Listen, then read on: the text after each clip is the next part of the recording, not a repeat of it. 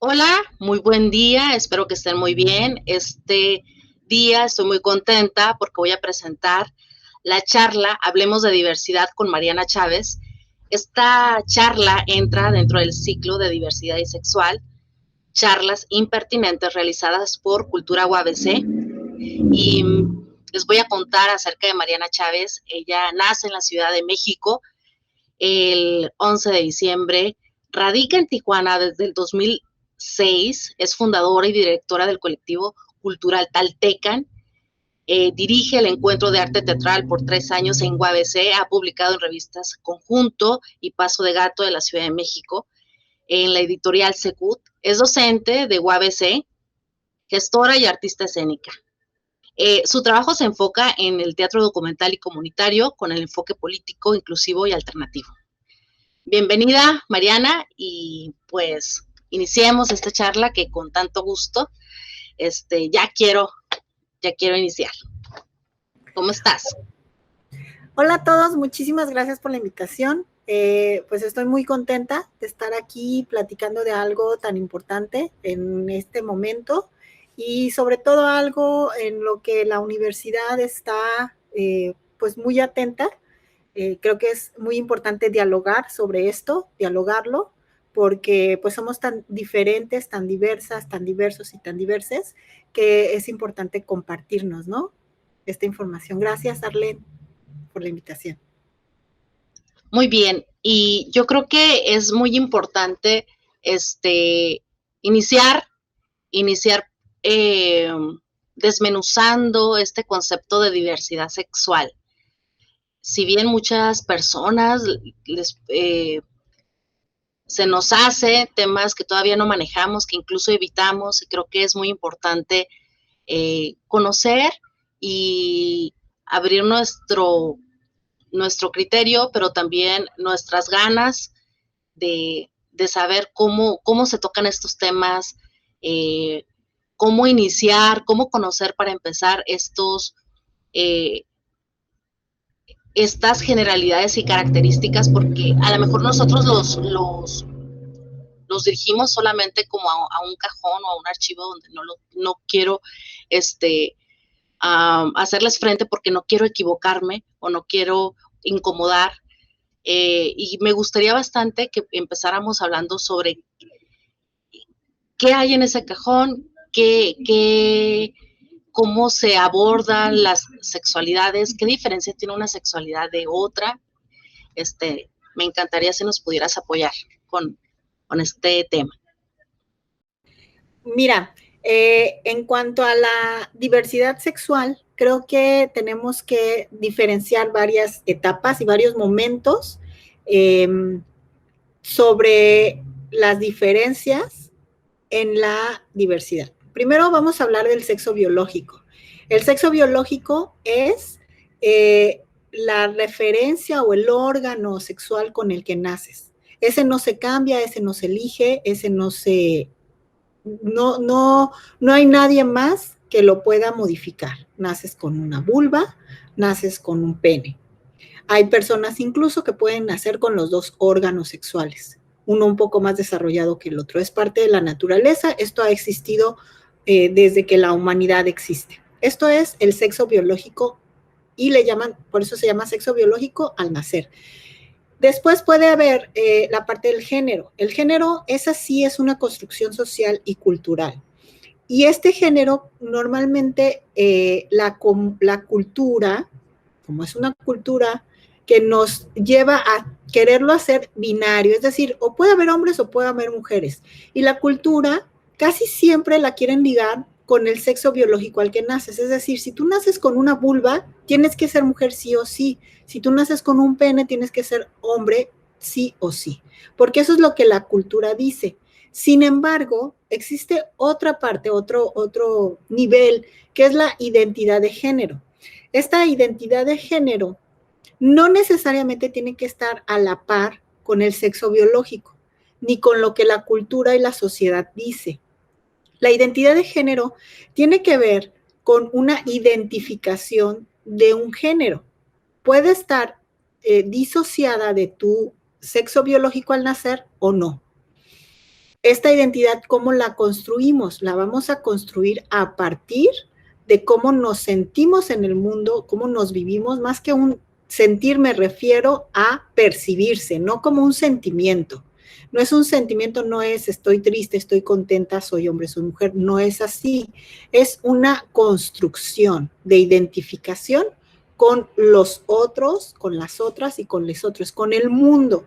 ¿Y esto cuándo sucede? Sucede alrededor de los 5 años, cuando las personas nos empezamos a identificar como personas, nos damos cuenta quiénes somos y dónde estamos y cómo estamos viviendo este mundo.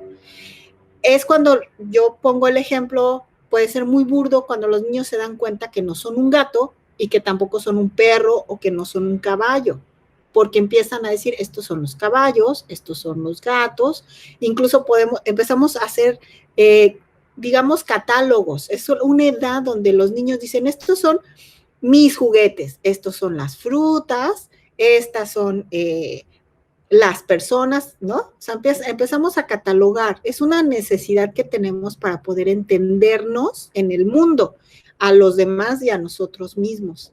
Entonces, los niños, las niñas y las niñas, en ese momento es cuando construyen, se empiezan a poner en un, digamos, catálogo o cajón, se empiezan a enmarcar en un espacio. Dicen, yo soy como mi papá, soy un hombre porque yo me construyo así y así, estoy en este catálogo, o soy como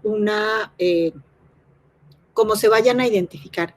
Y esto esto no hay una conciencia social, no, los niños, niñas y niñas no dicen, yo soy un hombre porque tengo pene, nunca lo relacionan, no tiene nada que ver. Y así van desarrollándose hasta que empieza ya, digamos, hasta la edad que empiezas a hacer, que la sexualidad empieza a desprenderse, que digamos casi siempre es la pubertad, es cuando empiezas a tener tu orientación sexual.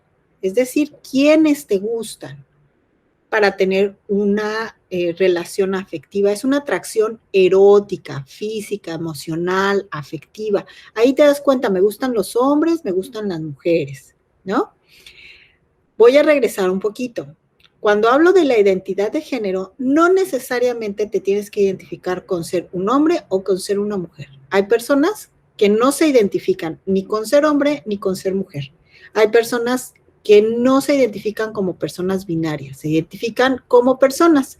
Se les puede llamar agénero, no binario, y estas personas no tienen nada que ver su órgano sexual biológico con el que nacieron, ¿sí? La orientación sexual es quién te gusta. Te pueden gustar los hombres, te pueden gustar las mujeres o te pueden gustar los dos, hombres o mujeres. Puedes tener esta relación, atracción erótica, afectiva. Por eso los niños, las niñas y las niñas no tienen una orientación sexual. Cuando uno es niño, niña o niña, no tienes una orientación sexual, no sientes una atracción erótica, afectiva por nadie, porque eres una persona. Tus órganos y tu estado humano todavía no se desarrolla hasta esta parte de la orientación sexual. Entonces, hasta acá vamos claro que el sexo biológico y la identidad de género es muy diferente a la orientación sexual. Todas estas son muy diferentes. Y ya una otra parte, digamos, la cuarta parte, digamos, de estas grandes diferencias es la expresión de género. Es la manera como yo me expreso.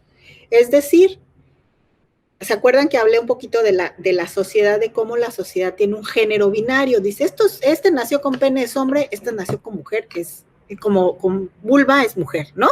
Y entonces dice, los hombres y los niños se visten de azul y las niñas con vulva se visten de rosa, porque eso es lo que dice la sociedad.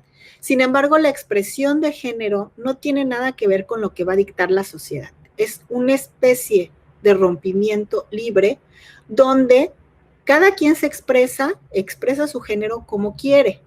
El hecho de que un hombre se vista de rosa no quiere decir que tenga una identidad de género diferente, ni quiere decir que su orientación sexual sea la que dicta la sociedad. La sociedad es heteronormativa, es decir, tiene que haber hombre y mujer, y eso es lo que la sociedad dice por mucho tiempo, porque venimos de una construcción donde el hombre, el patriarcado, nos dice cómo hacer y qué hacer. Y tan es así que podemos verlo en la historia, es decir, cuando hablamos de cualquier cosa de la historia, son los hombres quien cuenta esa historia. En cualquier ámbito podemos ver que las mujeres han sido invisibilizadas. ¿Con qué me refiero a invisibilizadas? No hay mujeres científicas, no hay mujeres ingenieras, no hay mujeres que aparezcan en la música, en la pintura. Hablamos de Da Vinci, hablamos de Van Gogh, hablamos de Picasso, pero no hay una mujer del siglo, no sé, viejísima, que podamos decir, mira, es precursora del arte tal, ¿no? No existe, no porque no existiéramos, porque no se nos daba ese espacio y no están anotados. Es decir, tiene que ver con un asunto de percepción. Quien cuenta la historia, o sea, cada quien cuenta la historia como dicen, como le fue en la feria, ¿no? Entonces, la expresión de género la van contando estas historias y la vamos repitiendo de generación en generación. Así que la expresión de género en estos momentos nos estamos dando cuenta que no importa que una persona use falda, la falda no dice ni determina la identidad de género, ni el sexo biológico, ni la orientación sexual. Y tan es así que en otras, por ejemplo, digamos el maquillaje. El maquillaje en el siglo cuando estaba el rey Carlos V, solo lo usaban los hombres, ¿no? Y las altas esferas, esas eran quienes usaban el maquillaje y tacones, y olanes, y peluca.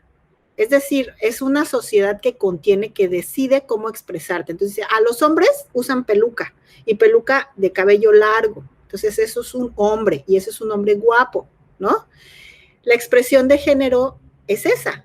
Entonces uno veía a un hombre maquillado con peluca y tacones, decías, wow, qué varonil, ¿no? Entonces ahora tú ves un hombre maquillado con peluca y tacones y dices, ay, no, eso corresponde a una mujer. No es cierto. Entonces hay estas grandes diferencias. Y vienen complejidades, si aprendemos a diferenciar esto y a entenderlo como no propio, es decir, no necesariamente tengo que estar en todos los abanicos. Si aprendemos a eso, aprendemos a respetar las diferencias, no necesariamente a entenderlas, pero sí a respetarlas, porque no todas las personas somos las mismas personas. No todas las personas tenemos que pensar y hacer lo mismo. Si pensamos, por ejemplo, en la religión, los sacerdotes usan un vestido. Si yo pienso en una sociedad actual, un hombre con un vestido es una mujer, ¿verdad? Porque esa es la expresión de género. Sin embargo, dentro de sus reglas, esos hombres en ese espacio que sería la iglesia, usan ese vestido como parte de su ceremonia y representatividad. Y está bien permitido, ¿no? ¿Qué pasa? Es que a esa persona con ese vestido le quitamos su orientación sexual, porque por tener esa posición no debemos de criticarle o hacer alusión de su orientación sexual. Pero eso es en un cuestión, en un contenedor de una religión, de una ideología.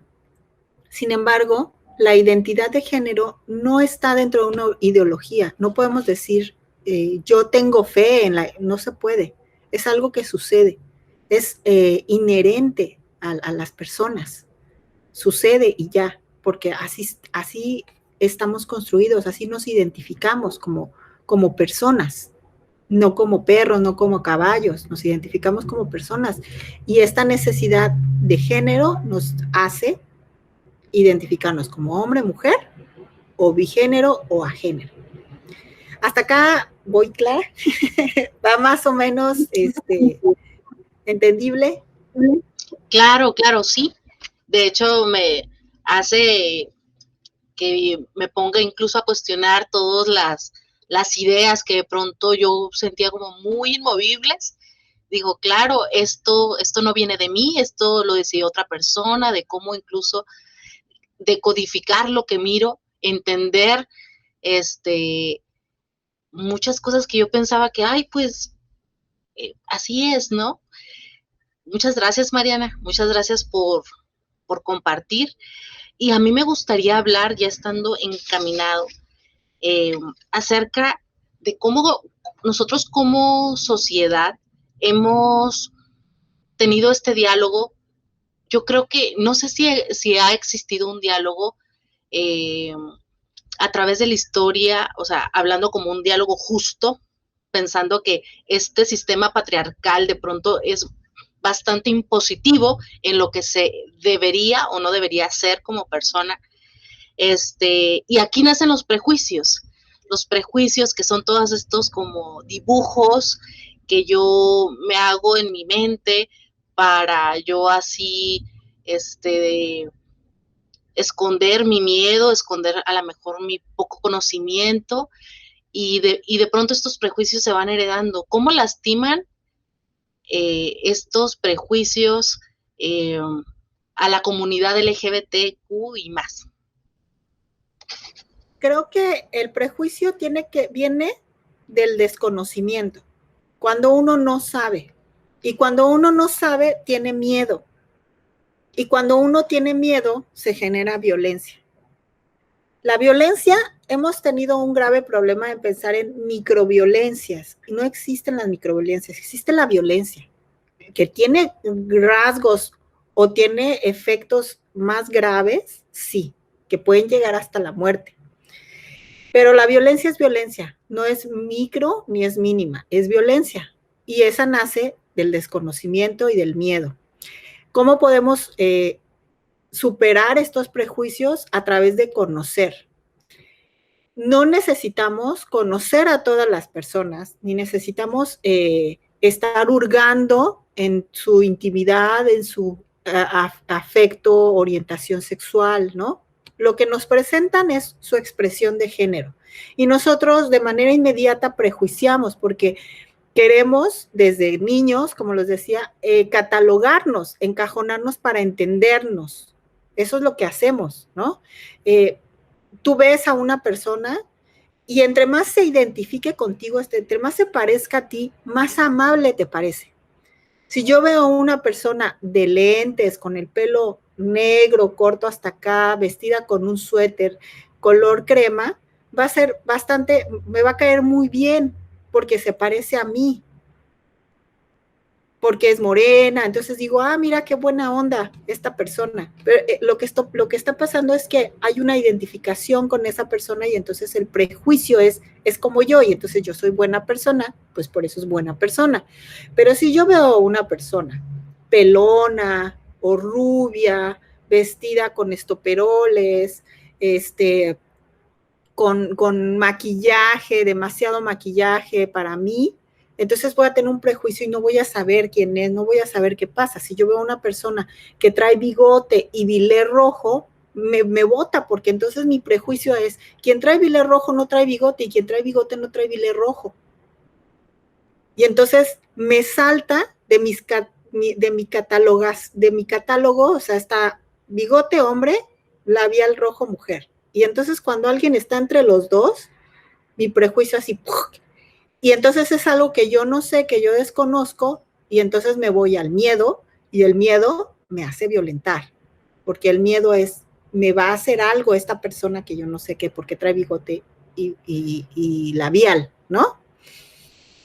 A todo esto, quiero decir que le suma, que es muy importante cómo le suman todas las, todo el tráfico de información y comunicación en el que vivimos.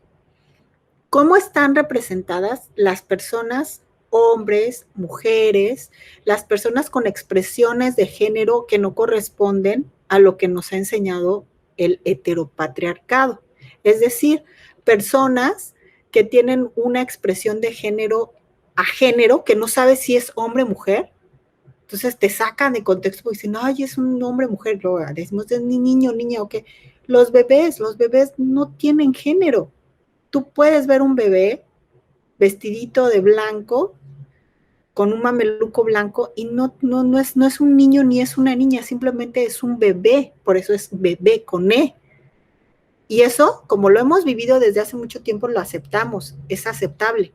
Pero si tú ves un adulto o adulta o adulte que no sabe si es hombre o mujer y no le encuentras si tiene aretes, si tiene la falda que te dice que es de mujer, si tiene el labial rojo que es de mujer, te bota el prejuicio.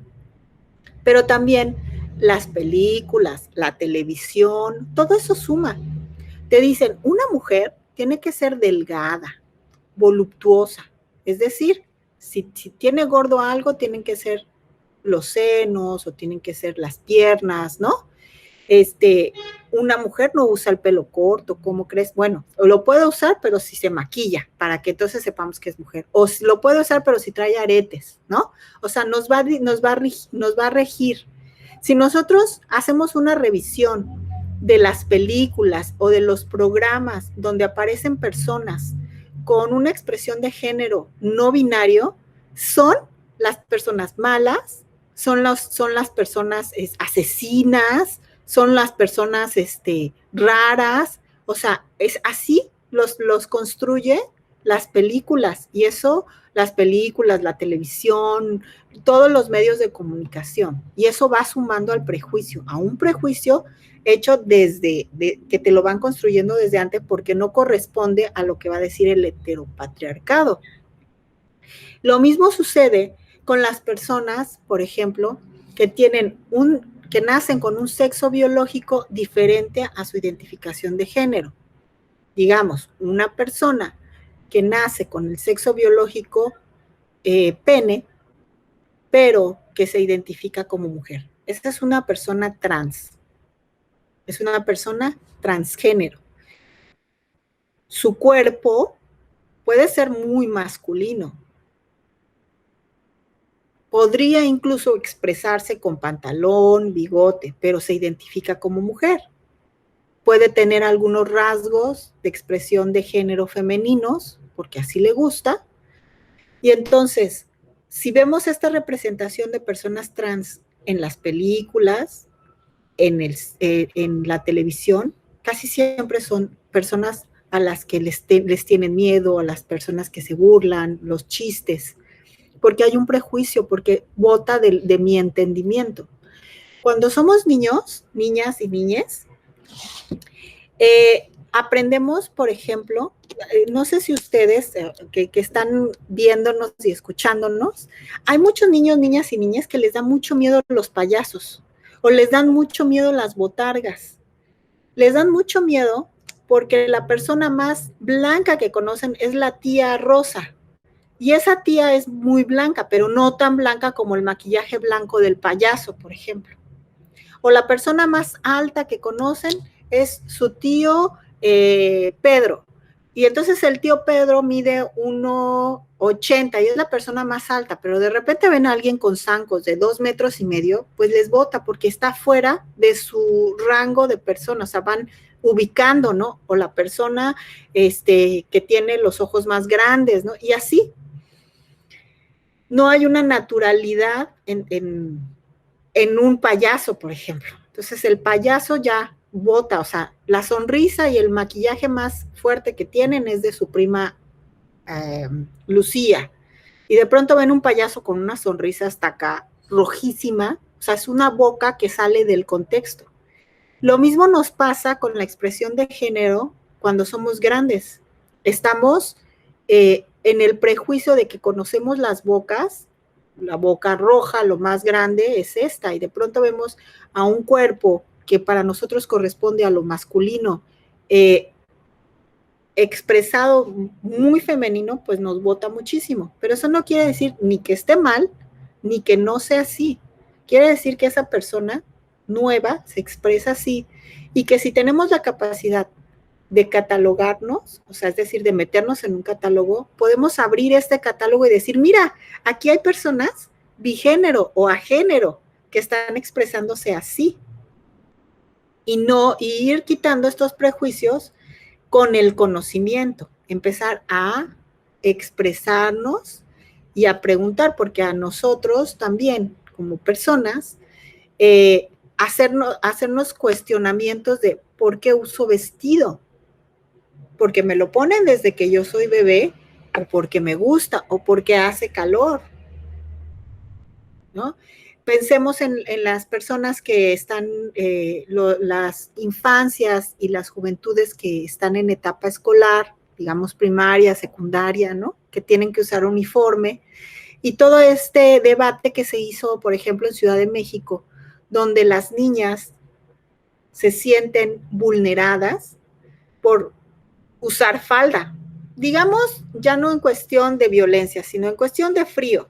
Pensemos en una niña de tercero de primaria que va a clases en diciembre o en enero, que hace muchísimo frío y que tiene que llevar su falda y sus calcetas para cumplir con el uniforme. En cambio, un niño lleva un pantalón y no tiene tanto frío como esa niña. Entonces, en la Ciudad de México se les permitió a las niñas también llevar pantalón. Pero obviamente las leyes se abren para las personas, porque no van a estar haciendo una revisión de quién es niño y quién es niña y cómo, quién lo va a determinar. No lo podemos determinar, eso lo determina cada persona, porque no tiene que ver con su órgano biológico al nacer. Entonces, se les va a permitir a todos usar pantalón y eso implicará, como ley, que se les va a permitir a todas y a todos también usar falda. Pero entonces el prejuicio es, no puede usar falda un hombre cuando ya vemos que hay una persona representante de una religión que usa un vestido a nivel público, cuando hay personas de ciertas culturas, escocesas, por ejemplo, que usan faldas y que está bien y que eso es una masculinidad importante, ¿no? Entonces, estos prejuicios van a ir relacionados también a quién está dictando las leyes y quién está normando nuestra sociedad. Y ahí voy a entrar un poquito a la cuestión del tema de los derechos humanos. Los derechos humanos son inherentes, es decir, nacemos con los derechos humanos. Hay declaraciones de los derechos humanos y los derechos humanos son para todos, todas y todes. Los derechos humanos no se van a votar, no se tienen que buscar, ni se tienen que ganar. Los derechos humanos los tenemos todos y se tienen que respetar. Lo que pasa es que quienes han decidido las leyes, las reglas, casi siempre han sido personas que han estado en el poder, digamos, que legislan, que gobiernan.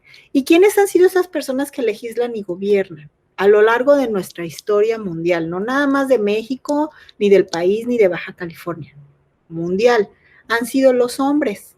Entonces hay una visión desde esta postura de ser un hombre para expresar y para organizar estas leyes. Tan es así que las mujeres no podíamos votar, que las mujeres no podíamos decidir sobre nuestros hijos, hijas e hijes. Es decir, los hombres eran los que decían, si ellos decían, este niño o niña se queda conmigo, se tenía que quedar, la mamá no podía hacer nada. ¿Por qué? Porque a lo largo de la historia también hemos sido vistas y vistos como las mujeres, sobre todo, como aparatos reproductores. O sea, estamos siendo una especie de contenedores, como una especie de horno de microondas donde solamente horneamos bebés. Y si no horneamos bebés, pues no, entonces ¿para qué estamos aquí? Porque si no se va a acabar la humanidad, ¿no? Cuando estamos sobrepoblados. Pero eso lo rige un grupo de verdad muy pequeño desde su particular punto de vista, considerando todas estas gama que les estoy compartiendo, pero sobre todo los prejuicios, porque como hay un desconocimiento, entonces hay un prejuicio, y el prejuicio es hacer un prejuicio de algo. Y entonces, como quien dicta esas reglas, normas, leyes, es un hombre, no sabe lo que es parir, no sabe lo que es amamantar, no sabe lo que es criar, pues entonces va a decir esto es así. Si un hombre que le gustan las mujeres hace esa ley, entonces dice, pues a todos nos tienen que gustar las mujeres. Y si se puede, las mujeres rubias, delgadas, que correspondan a que pueden tener hijos. Obviamente una mujer vieja, pues ya para qué la quieres, porque ya no puede tener hijos. O sea, lo va a delimitar una persona desde su muy particular punto de vista. Lo grave es que esa persona hace esas leyes, reglas y normas para todos, todas y todes. El asunto importante es que todas, todos y todes debemos de participar. Y si conocemos estas diferencias y si conocemos que el derecho es para todos, todas y todes, entonces no vamos a tener miedo, porque sabemos que hay personas que son diferentes a mí, que no piensan como yo, que viven de manera diferente, que se expresan de manera diferente y que tienen relaciones y afectos muy diferentes a los míos, ¿no? Y que eso no va a afectar ni mi relación, ni mi afecto, ni mi forma de expresarme. Igual, si yo tengo la libertad de hacerlo, pues también otras personas tienen libertad de hacerlo, porque así es. Y que el hecho de que a mí me guste un hombre o una mujer no quiere decir que a mis hijos, hijas o hijes tiene que gustarles también lo mismo que a mí, porque tengo que entender que los niños, que la infancia, son personas y no son contenedores de información, porque se relacionan socialmente, porque son personas pensantes, creativas, que tienen voz y voto y que es válido e importante. Por eso la ley ya no se les llama menores, porque menores hacerlos menores, se les llama niñas, niños, y luego ya no nada más son adolescentes, se les llama juventudes, porque hay muchas maneras de vivir la juventud, hay mucha gama de juventud. Y ahora ya podemos integrar a los niñes. Fíjate bien cómo no digo un niño gay, porque no existe, porque no hay una relación afectiva con nadie, pero sí puede haber un niño que nació con un sexo biológico vulva y que se identifica como niño y que vive su niñez. Ahora, esta identificación de género que yo estoy hablando tampoco es determinante, definitiva. Es movible, como somos las personas. Pensemos, por poner un ejemplo en la expresión de género, las personas que somos más grandes, yo que tengo 42 años, vivimos una época de juventud donde decíamos, mira los punks, ¿no? Los fresas. Y entonces, incluso más jóvenes que yo, vivimos los emos, ¿no? Entonces, ¿cómo identificábamos a los punks? Pues porque tenían el pelo con picos, traían estoperoles, traían argollas en la cara y decimos, eso es un punk, ¿no?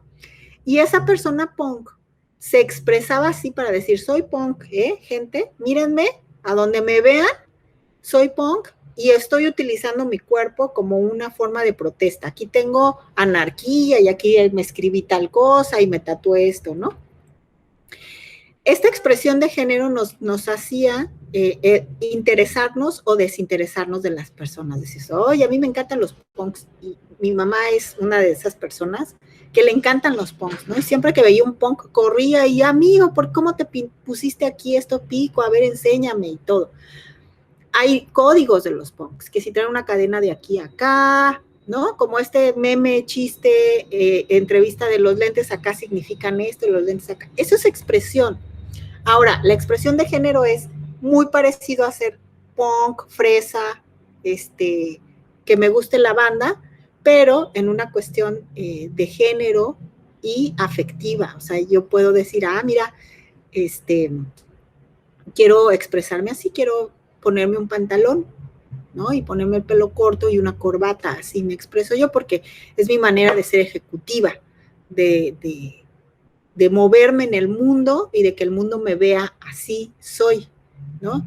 Y en estos prejuicios y en estas expresiones tienen que caber también la diferencia de los cuerpos, colores y formas. no todos los cuerpos son diferentes y no todos los cuerpos son lo que nos dice la tele y las imágenes. O sea, todos vemos que todas las personas en la televisión abierta, que es lo que vemos todos, son personas blancas, son personas delgadas, pero no vemos un cuerpo gordo, no vemos un cuerpo corpulento, hay una cierta altura de las personas, un cierto color de tez, pero no vemos dientes chuecos, ¿no? ¿Por qué? Porque buscan una estética, vuelven a una normativa, dicen, esto es lo que uno debe de ser. Me parece muy interesante cómo se van abriendo el espectro y se van conociendo nuevas expresiones y diversidades sexuales, de género, a través de nuevas plataformas y nuevas formas de expresarnos. Las caricaturas, por ejemplo, ya podemos ver personas con expresión de género diferente y también podemos ver personas con identidad de género diferente al establecido por lo patriarcal, que sería mujer, vulva, hombre, pene. Y cuerpos, ¿no? Voy a poner un ejemplo muy bueno de una caricatura que es la película Shrek. Hay un personaje de una princesa que es una de las hermanas de Cenicienta, creo que sí, y es una persona con una expresión de género masculina. Tú puedes ver que es como corpulenta, ¿no? Alta, parece un hombre, como el cuerpo que uno conoce, pero trae un vestido, la voz es de hombre, pero está con las demás princesas. Y entonces empiezan a meter también en este espectro, en este conocimiento, en esta identificación, este tipo de expresiones y de identidades, y entonces la niñez y las juventudes lo empiezan a normalizar y dicen, mira, y no pasa nada. Jamás Fiona la cuestiona por ser una mujer, hombre o lo que sea, o ogra, ¿no? Y ahí está, con las demás otras princesas que tienen diferentes habilidades. Y eso me parece importante, que tenemos que empezar a hacer nosotras como personas, a investigar y preguntar. Hay ahorita un cuestionamiento, por ejemplo, en la docencia, en la universidad, de cómo referirnos a nuestros alumnos, alumnas y alumnes, ¿no? Cuando llegamos al primer día de clases, tratar de quitarnos todos estos prejuicios y solamente por ver a una persona con vestido decir es una mujer, porque pues trae vestido. No necesariamente va a ser una mujer, ¿no? O ver a una persona que no tiene género y no sé qué género tiene, es tan fácil como te llamas, ¿no? Y llamarla por su nombre. Y todavía es mucho más fácil preguntarle a las personas, ¿cuál es el artículo por el cual me puedo referir a ti? Él, la o ella. Y ya. Porque así como nosotros no vamos por el mundo a preguntarle, oiga, señor, ¿cómo se identifica, no? Lo mismo con las demás personas. Es bastante interesante, pero a la vez también es bastante sencillo, ¿no? Cuando ya lo platicamos y lo vamos normalizando. Lo mismo sucede con la orientación sexual. La orientación sexual no se elige, no es algo que yo diga, ay, ¿sabes qué? Pues es que ahora se me antojó un cafecito, ¿no? Y mañana un té. No, mejor, no es así. Es algo es una afección. Uno no elige de quién enamorarse, de a quién querer, ¿no? Pregúntense ustedes que nos están viendo, escuchando, que tienen pareja, pues no es tan fácil, ¿no? Sobre todo cuando tenemos estos rompimientos que no funcionaron las parejas y uno dice, ay, bueno, como si fuera tan fácil apretar un botón, dejar de querer. ¡Yum! Ya, vámonos. No se puede. Lo mismo es la orientación sexual. No es cambiar el switch, ni un botón, ni, ay, pues no seas homosexual. Pues no seas lesbiana. No se puede. Eso sucede. Y eso es algo normal y eso es algo que ha venido pasando toda la vida desde el nacimiento de la humanidad, Y tan es normal que hasta los animales. En los animales hay homosexualidad y lesbianismo y es algo tan normal que no como, pues sucede, así es, y ya. Así que, y no nos afecta, ¿no? Podría ser una analogía tan divertida puede ser esta, fíjense. Digamos que yo conozco a alguien que nació rubio y yo digo, ay, no, si me junto con esa persona rubia me voy a volver rubia. Así de burdo es. No me puedo volver rubia por juntarme con alguien rubio. Ni él se puede volver moreno por juntarse conmigo, ¿no? O no me puedo volver hombre por juntarme con hombres, o no me puedo volver mujer por juntarme con mujeres. Parte de lo individual a lo social, y no es una elección. En ninguno de los casos es una elección, excepto la expresión de género. Eso sí lo elige uno, ¿eh? Uno, ahorita decidiste vestirte de negro, ponerte estos lentes, y yo puedo tener un prejuicio, puedo decir, esos lentes son como de escato, de rockabilly, por el copete, porque yo ya tengo dentro de mi bagaje que es un rockabilly. A lo mejor alguien que ahorita me está viendo y escuchando no sabe, entonces, ¿qué dice? Ah, pues me voy a poner a investigar, y entonces dice, ah, mira, sí es cierto, ¿no? Pero tiene que ver con el conocimiento. Cómo empezamos a conocer el mundo, y hay que aprovechar toda esta red de información que tenemos para conocernos. Sí, Mariana, estoy totalmente de acuerdo, sobre todo en cómo estructuras todo este conocimiento, y creo que se me hace muy, muy importante lo que comentas de no porque yo sea una persona diferente no te voy a respetar, ¿no? Al contrario, hay que estar como un músculo ejercitando el respeto, ejercitando también esto que comentabas, es a lo mejor me puede resultar muy difícil estar, híjole, ¿cómo me voy a dirigir? Acércate y pregúntale a cualquier persona. Y vamos creando diálogos de a uno y conociendo persona a persona y tratar de sacudirnos estos prejuicios que, pues sí, son, como comentas, desde la ignorancia, desde la oscuridad, desde miedos heredados, y bueno, hay bastante que estar reformulándonos todos los días quién soy y cómo voy a proceder y cómo voy a desenvolverme en este mundo tan diverso, y yo siempre pienso que esto es como si estuviéramos en otro ecosistema, como si fuéramos una especie de, bueno, moléculas. Somos simplemente diferentes y valiosas, ¿no? De pronto sí tendemos a caer en estos lugares comunes por ser incluidos en ciertos círculos, pero entre más estemos hablando, entre más nos estemos refrescando de conceptos, refrescando de juicios, vamos a poder ser más humanos, ¿no? Ser más humanos, ser más honestos y ser más libres. Yo creo que es muy importante la palabra libertad dentro de toda esta reflexión. Mariana, yo tenía una listita de preguntas que te iba a preguntar, y creo que tú ya con una tijera cortaste verticalmente todas estas dudas. Te agradezco bastante tu empatía, tu buena energía, y te quiero preguntar, ¿tienes desde tu trinchera como docente, desde tu trinchera como creativa, quisieras agregar algo? Sé que trabajas también con comunidad LGBTQ y más. ¿Quisieras agregar a lo mejor un comentario para cerrar esta nutritiva charla?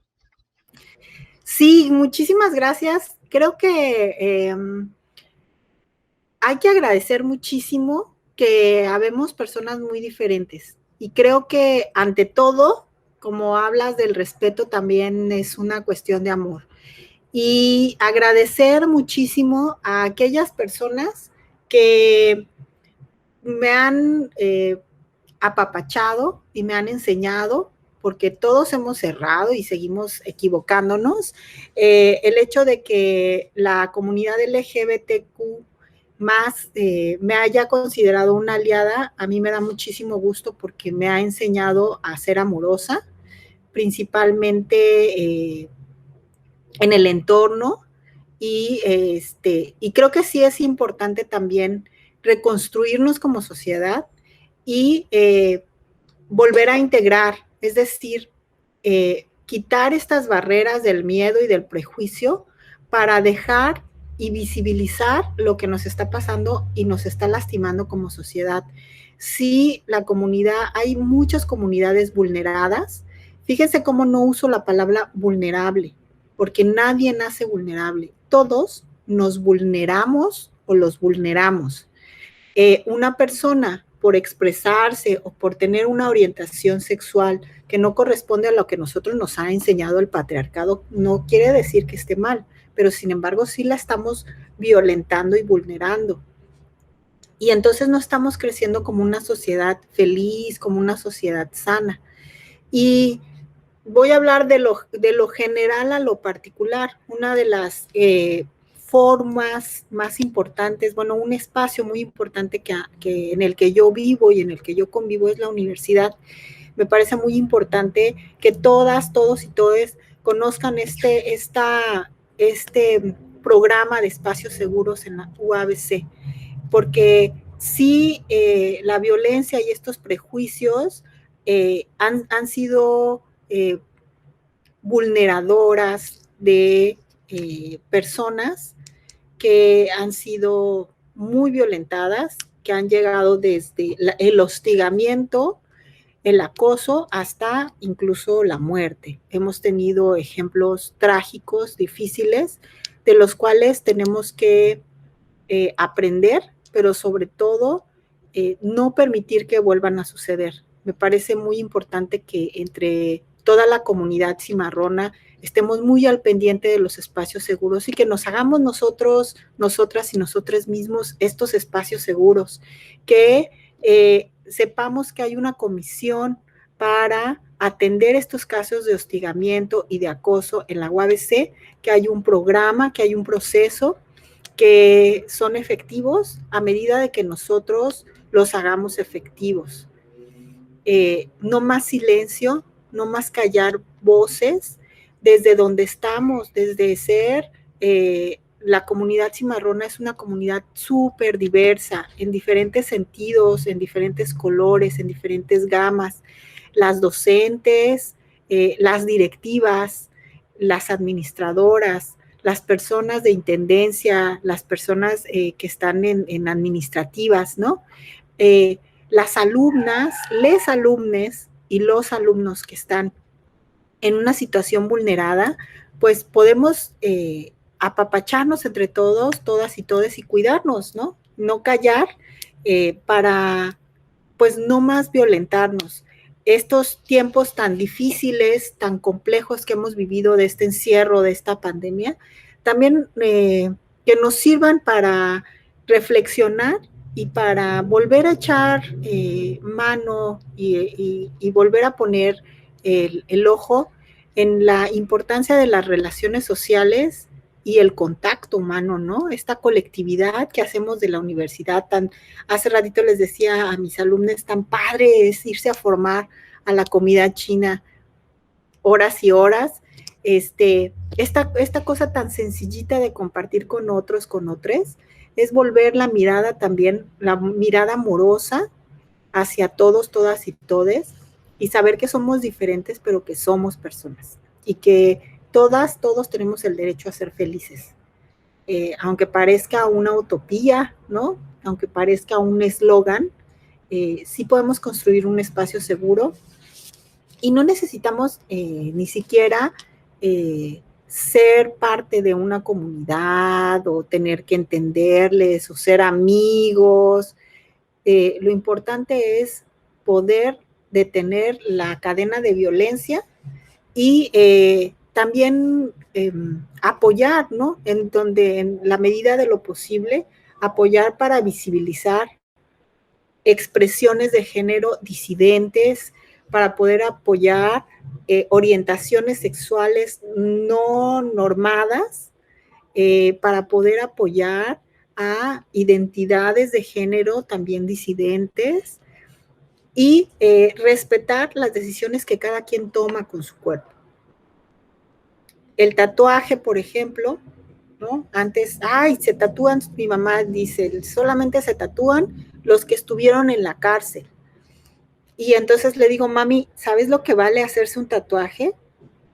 Es carísimo, mami, porque tienes que hacer un diseño y luego tienes que ir con un especialista, o sea, es muy caro hacerse un tatuaje. Alguien que decida hacerse un tatuaje, no nada más es porque va a marcarse algo, o sea, implica un montón de cosas de arte, pero además es una expresión del cuerpo que lo han hecho las tribus, o sea, las tribus los hacían y ahora ya es una forma de expresión de género, es una cuestión de belleza, de estética, es parte del arte, o sea, ¿por qué decido traer chino o lacio? El pelo es lo mismo, ¿no? Y estar ahí para preguntar, estar ahí para escuchar, estar ahí para estar ahí, ¿no? Y que hay espacios donde tenemos que hablar y hay espacios donde tenemos también que callar.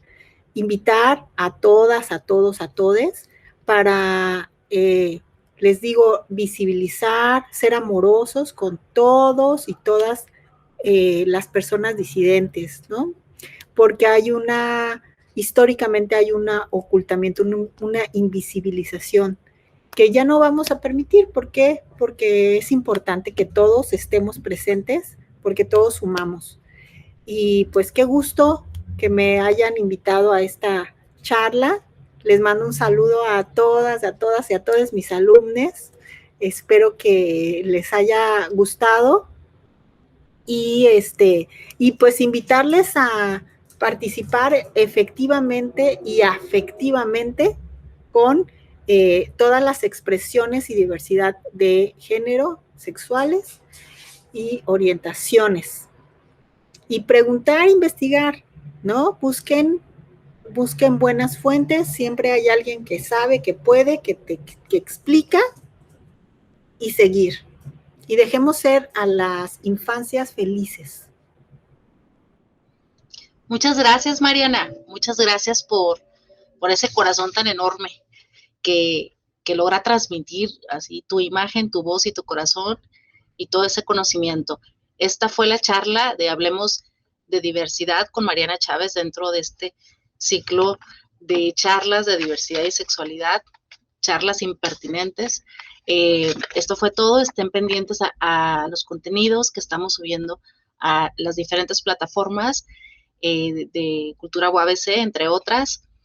Muy buen día. Hasta luego.